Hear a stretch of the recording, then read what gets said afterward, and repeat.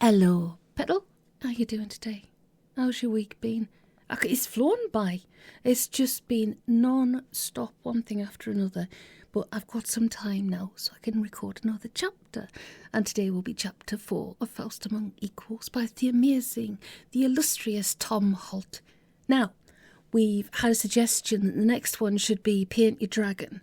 So, what do you think? I really enjoyed it, to be perfectly honest. So I'm certainly considering it. I have it in my library, and I can certainly get the ebook of it. So absolutely, it's quite nice because it's an excuse to all the ones I've got in hardback and paperback.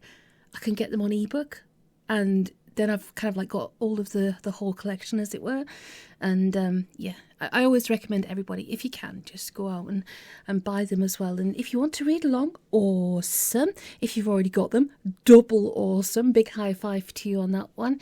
And yeah, I'm just whiffling along there. Thank you for the dad jokes. I love them, but I only got a few. I was expecting more than that. So yes, it's Friday, so if you want to do dad jokes or anything in the comments, let me know how you are. How are things? I know I ask it every time, but it's because I genuinely am interested. And I love our little community. It's lovely. And if you can, hit the like button if you enjoy the chapter, and share and subscribe if you don't already. But you don't have to. Don't feel obliged. If you do want to get notified of when I do the chapters, because I'm a bit flaky right now, and I do apologise for that. There's a lot going on, but I want to keep doing this while everything's happening. You know, that whole real life malagles. It's all good. It's just there's a lot going on. So anyway, let's get to it. Chapter 4, Faust Among Equals by Tom Holt. Having concluded his interview with Lucky George, Sitting Bull had a wash, brushed his teeth, and put on his body. For someone who'd been dead for over a century, his wardrobe was extensive and reasonably fashionable, a credit to his good taste and the lucky fact that he could put on a lot of noble, savage, oppressed, ethnic minority chic without actually trying. He selected one of his favourite outfits, the Mexican Chicano adolescent street fighter with designer scars and matching paranoid psychosis, and took the elevator down to his grave. Well, not so much a grave, more a sort of pied-à-terre. It was, perhaps, the only grave in the entire United States that had remote control operated hydraulic carport doors. Down at the Silver Dollar on Whittier Boulevard, heart of the barrio, is one of the best places to pick up anything that's new on the street in downtown LA. At least that's what they say in the brochure for the Los Angeles package tour, offered by Mob 1830, the holiday company specialising in tours for militant activists. When Sitting Bull wandered in and ordered a beer, the place was empty except for two old men playing dominoes and the brewery rep. And a strangely obscure figure, sitting on a bar stool by the jukebox, drinking a pineapple juice. "Hiya, Jack," said Sitting Bull. "How's it going?" "I got a cold," replied Don Juan heavily. "Too bad. You want to play some pool?" They strolled over to the pool table, and Don Juan racked up. "How's business?" Sitting Bull asked, choking his cue and examining it for straightness. Don Juan shrugged. "Not so good," he replied. "Not so bad. Still, I think maybe I did wrong to change my career direction. As a philanderer, I was good. This, I don't do so well." Sitting Bull tossed a coin and called heads, accurately. "Maybe," he said. "Then again, maybe not. The way I see it, Jack, informing is good. Steady work. Philandering, you're only ever as good as your last job." He drew back his arm and shot the white against the pack with a satisfying crack. Nothing went down. "Is there much about right now?" "Pretty quiet, Bull, pretty quiet." Don Juan crouched down over the table, examining the lie of the cue ball. "You know how it is. All the guys are out of town right now. Nobody who's anybody sticks around this damn century for June these days. He executed a tiny stabbing movement that sent the white ball spiralling across the cloth like a vertiginous comet. Things will pick up again in July, probably. I'm okay, he added, straightening up and noting the position of the balls with approval. I had a good May, so I'm not complaining. Anything special? Don Juan nodded. I turned in the captain of the Marie Celeste, he said. There's some guys in the insurance business in London who want to see him real bad, you know. He chuckled, without humour. This time I had the feeling he's going to disappear completely. Your shot. Sitting Bull examined the table, calculating angles of incidence and refraction. He liked his new lifestyle. Well, death style, whatever. It was lower profile, but it was worth it simply for not having to shave every day. The hair and the fingernails were a nuisance, of course, but you can't have everything. I heard, he said, perhaps trying a little too hard to sound as if he was just making conversation, that there is something really big going down in your line right now. Maybe. Sitting Bull addressed the cue ball, making the shot and choked his cue. Yeah, he said. I heard Lucky George is back on the street. That's interesting. I heard, Sitting Bull continued, sizing up the chances of cannoning off the back cushion to bring the cue ball back for the 7, that there's a nice long price waiting for anyone with good information. It could be. Wish I could get me a piece of that, said Sitting Bull to the cue ball. Just because you're dead doesn't mean you can't take it with you. He watched the cue ball drift down the baize, clip the lip of the middle pocket, and run with a clatter to the remains of the pack. Too much goddamn left unside. Don Juan clicked his tongue sympathetically and sank 4 balls in quick succession. You got anything then? He asked. Who, me?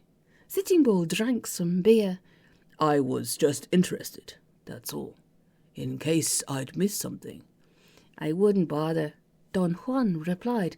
The latest is, they called us all agents, what with the trouble and everything. Pity about that. He added sideways, if you had got anything, I mean. He took his shot, but misjudged it by about 1/8 of an inch. The ball quivered in the jaws of the pocket and stayed put. Hey, Sitting Bull said. Just as well I don't, or I would be disappointed. He walked around the table a few times, remembering some very good advice he'd received from the great sky spirit, way back in the old days. Narrator's note, just gonna beep, beep, beep, beep, beep, beep, that bit. Yes, and if you know, you know. What would be the trouble, Jack? A lot of very heavy things, Bull, Don Juan replied, stroking his chin. Well, maybe not heavy. More making the administration look like a complete asshole, without actually breaking anything. Need torch the man's got. You got to hand it to him. He looked up, his eyes catching Sitting Bull's attention like, say, a sawn-off shotgun placed 2 inches from one's nose. I like Lucky George, Bull, he said. A really regular guy. Absolutely. Got me out of a jam more than once. I hope he makes it all the way. Yeah, me too. That's good. Don Juan bent his back and cleared the rest of the table in successive shots. You know, maybe I'm in the wrong business, Bull. Maybe I should try your line, huh? What? Being dead? Don Juan shrugged. It's a living, he said, and you don't have to sell nobody down the river, either. I feel bad about it sometimes, Bull. I really do. Basically, I'm a very sensitive person. Me too. I was misunderstood. You want another game? Thanks, but I've got to move. He put his cue back in the rack. It's been good seeing you, Jack. Yeah, you too. Don Juan smiled thinly. And remember, he added, if you do get to hear anything about Lucky George, nobody wants to know, right? You got that, Bull? I got that, Jack. Be seeing you. After Sitting Bull had left the silver dollar, Don Juan sat for a while, staring at the dregs of his pineapple juice and ignoring the obvious glances of the barmaid. It's a wonderful thing, being retired. Sometime later, he got up and went over to the payphone. A trapdoor opened, and 4 shadowy forms emerged. So shadowy were they that the driver of the car didn't see them till too late. It would have been a nasty accident if the shadowy form actually hit by the car hadn't simply dematerialised. Brilliant, muttered the leading shadowy form under his breath as the 3 survivors paused in a shop doorway to regroup. What bloody genius put their hatch in the middle of the main road? They looked back at the scene of the tragedy, which was faintly illuminated by the edge of the street lamp's penumbra. Stone me, growled the number 2 form. It's a perishing manhole cover. How cheapskate can you get? I thought I could smell something while we were coming up. The leader shrugged. Ours is not the reason why, he said, with a certain deficiency of conviction. Right, here's what we do. We slip in, we ransack the place, we slip out again, we go home, all clear. Yeah. Yes. Try as he might, the leader couldn't help but find number 3's speech impediment tiresome in the extreme. Sheer bias on his part, he knew. Spectral warriors are considered fit for active service if they pass a number of physical and mental tests, painstakingly designed after extensive research to ascertain whether the subject is up to the demanding task likely to be encountered by Hell's commandos in the field. None of these tasks involved the correct pronunciation of sibilants, and quite right too. Nevertheless, okay, the leader sighed. Synchronise your watches, people. Now, I'll make it 9:43. 9:46. No, you're wrong there, Vern. I checked with the speaking clock before we left, and now, repeated the leader, according to the street map, we're in Silver Street, so King's College should be... Your watch must be fast. Hey, Skip. The leader turned slowly around. Yes... What do you make the time, Skip? Only my watch says... Yes, but I checked it before... The leader winced. It doesn't matter, he said. Just synchronise them, okay? Yes, but Skip, mine says 9:46, and he says... Yes, Skip, what's yours say? With a gesture of suffering fools, the leader looked at his wrist, only to see the sleeve of a black pullover, and nothing else. Damn it, he'd forgotten his watch. 9:45, he said. Now can we please get on with it? The brief. Break into King's College, Cambridge, and comb the archives to see if there was anything in there which might shed some light on where Christopher Marlowe, 16th century dramatist and graduate of said college, had got his information from. It was, the leader decided, absolutely typical of the bloody stupid, pointless shit, observed number 2, looking up at the gatehouse. It's like a damn fortress. How are we supposed to get into that? Through the door, replied the leader, mercilessly. They haven't locked up for the night yet. Oh, right. That's the whole idea. We go in, we hide till everyone's gone to bed, we frisk the place and bugger off. Now, when you've quite finished... Hey, Skip, that's pretty neat thinking. Thanks, Vernon. Come on, follow me. Hiding until nightfall in a Cambridge college during term time is easier said than done, particularly if you're distinctively dressed in black trousers and pullover, black balaclava and black face paint. Acting natural and inconspicuous takes just that little bit more effort than usual. Stanislavski could have managed it, but not the first time out. Success for a game of soldiers, observed number 3 eventually, after they'd been politely requested to leave the boiler room for the 3rd time. I thought you said... Well, I didn't, the leader replied. Just count yourselves lucky this is a university. Here, the weird is commonplace, so we should be okay. Let's go and have a drink in the bar. Have they got a bar, Skip? They'd bloody well better have. They did. Huddled in a corner of the junior common room over 3 pints of Abbott ale, just under the dartboard, they look totally inconspicuous. Narrators know I've actually tried an Abbott ale. Not a big fan. Anyway, back to the story. Real bummer, Howard getting run over like that, observed number 3, wiping froth from the mouth-hole of his balaclava. Yes. You'd have thought they'd have warned us. Yes. Makes you sick sometimes. You are already, Vernon. What, thick? Yes.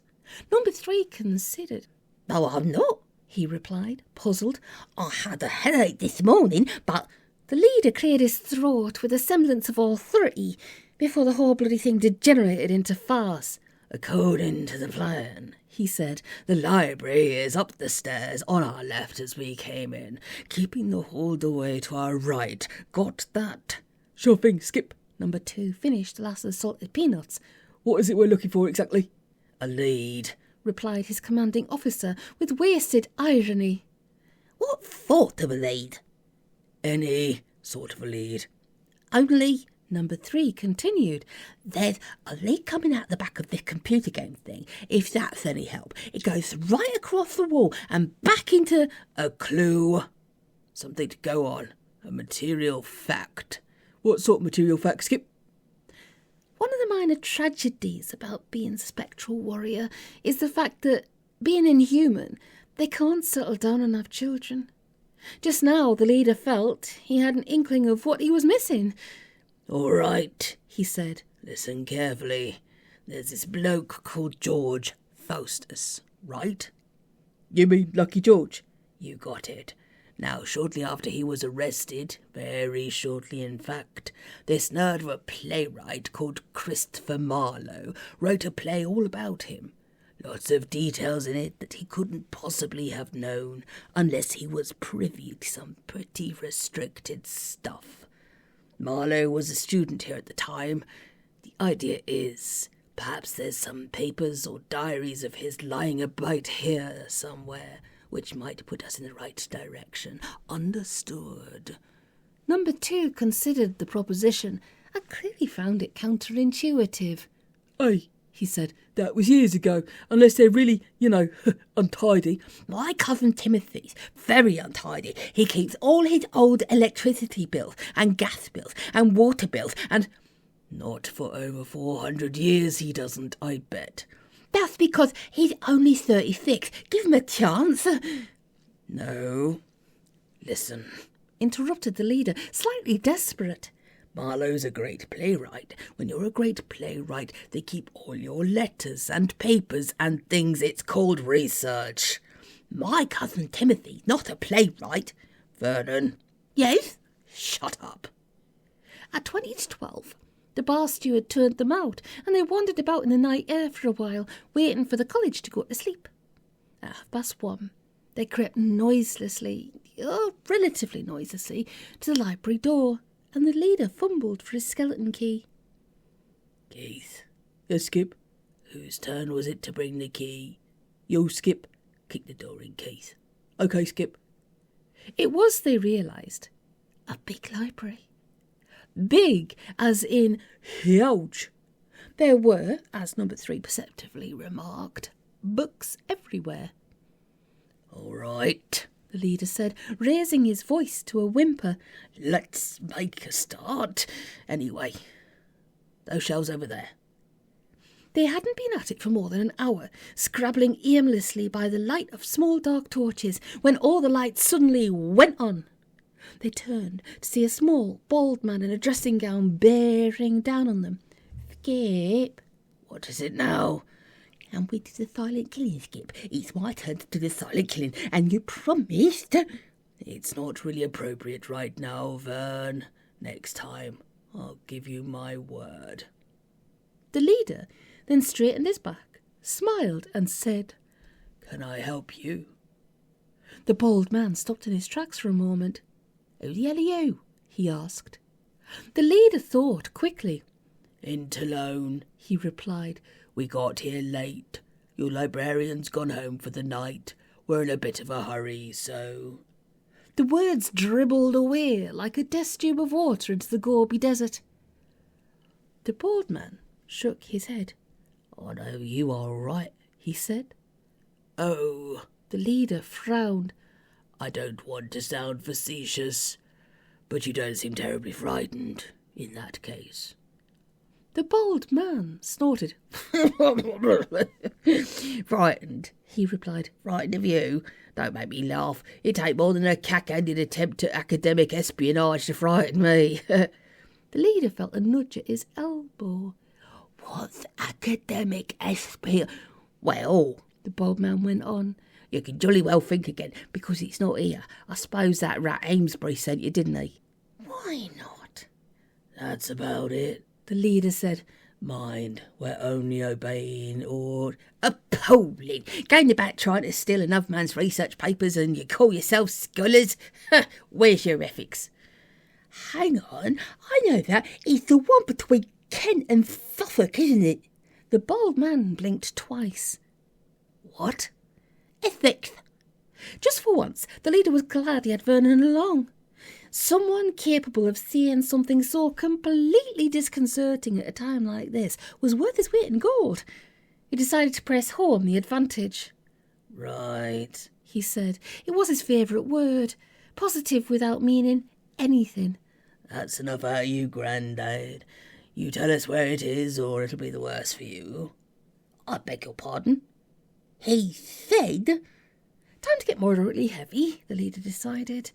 From behind his back he produced a heavy black metal object that glinted unpleasantly in the fluorescent light of the library. It was, in fact, the remote control for opening the trap door, and likely to break or come loose if you so much as breathed on it. But not enough people knew that for it to be a problem. "Show me where it is, or you'll get it. Understand?" There was a pause, just long enough to set the leader wondering what he was going to do when the old man said, "What are you doing pointing that remote control key at me for?" when he started to back away. About bloody time, too. "You won't get away with this. That's our business. Come on, move." Slowly, and with deadly hatred written all over him, the bald man opened a cupboard and produced a folder. "I'll make you pay for this," he said. "Hey, Skip, that's not right. I thought this was a library. You can take things out for free from a library. That's the whole—" "Okay," the leader snapped. "That'll do. Come on, move it out, now." It was a close-rung thing, at that. Eluding the porter and his wife's Yorkshire Terrier wasn't a problem, and neither was the Yale lock on the main gate. What they hadn't bargained for was the rugby club, celebrating defeat at the hands of a superior Magdalene 15. "I skip," Number 2 panted as they fled along the high street, hotly pursued. "You know, back there, when you said, 'Show me where it is or you'll get it.'" Yeah, "I know, but—" Number 2 persisted. "If he knew where it was, surely he'd got it already." The leader pulled up short, too breathless to run any further. The pack was about 40 yards behind and closing. "Stone me, Keith, I never thought of that. Right, lads, going down." The trapdoor opened just in the nick of time. For the reasons stated above, the manuscript, when it eventually reached the hot seat, was soggy, cold at the edges, and just a little bit smelly. But nobody noticed. It was Professor Ambermere's long-awaited disclosure of his researches into new material on the life and works of Christopher Marlowe based on recently discovered manuscripts. The so-called Amsterdam Archive. Well, that was a short chapter. Apologies that I had to nix a couple of sentences, just purely because I generally try and keep everything in for literary integrity and stuff, but there are some terms that I can't change in context. So, yes, and we all know that it's just kind of like watching out for certain terms. And secondly, please excuse my absolutely abhorrent and terrible Don Juan accent. I find it very difficult to do a sort of kind of like Hispanic accent without sounding Jamaican. Much apologies there. Anyway, But yes, so apologies out the way. It was a lot of fun. As always, it's a lot of fun. So yes, please let me know what you think about doing Paint Your Dragon next after this one. There's still quite a long way to go on this one. I think we've got another 80% to go, so that's doing pretty well. But we've got a few chapters done this week, which is awesome, and I'll try and get some done this weekend. I think the next one's only a short chapter, so the next two are short chapters, so we hopefully will get them done this weekend. And it's just scooted back to chapter 2 for some reason, goodness knows why. All in preparation for the humongously huge chapter 8, which might take a run up, bungee cord and a trumpet. Did you do gym at school? Did you enjoy gym at school? What was your favourite thing in gym? I used to like the trampoline until I got about 13 years old. Trampoline was fun. But, you know, it was all that sort of thing where you had to share it with the whole class. So you only got to go like once every 12 weeks. And not for very long either. Hey, back in the day. But still, I'm going to stop whiffling because, yes, lots to do today. And I wanted just to make sure I got a chapter done for you and I got to render it yet and all that malargles. Malargles is the word of the day. If you could choose any magical, mystical word of the day, what would it be? So, 3 questions today. First and foremost, did you enjoy gym at school? And if so, what was your favourite gym class? Secondly, what do you reckon about doing Paint Your Dragon next? And thirdly, what's your favourite word of the day? If you don't want to answer the questions, that's cool. Just let me know how you are and say hello in the comment section if you'd like to. Don't forget, as always, I'll put my little begging bowl out and say, if you could please hit the like button, hit the notifications bell, share and subscribe if you want to, but you don't have to. It's all a big help and it keeps the lights on and the hamsters nice and comfy and not run into oblivion. Anyway, stay safe and have good rest. Have a great weekend. Might see you this weekend. Depends how the recordings go and everything. But yes, look after yourselves. Thank you all for being here. I appreciate each and every one of you for being here. And yes, we shall poodle on. And as ever, let me know what you think. It's all good. Goodness me. I'm so sorry for all the waffle. It's just, I like talking to you guys. It's nice.